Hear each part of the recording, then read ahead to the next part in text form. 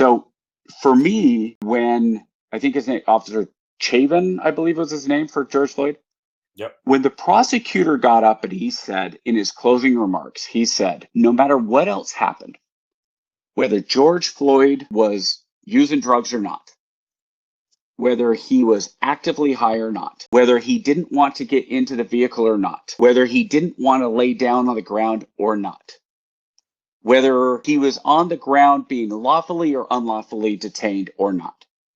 The fact that if at any point Officer Chavin had taken his weight off of George Floyd and still kept him in control, but taken the weight off, George Floyd would not be dead. I went, yep, he's guilty.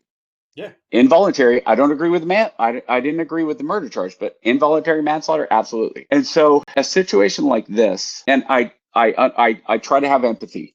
Yeah. For your side. I understand that I have not gone through that. I know that statistically, interaction between the police are generally of like. Black officers generally interact with black individuals much more.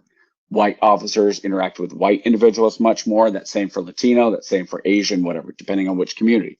Because police departments are at least try to be somewhat conscious of that.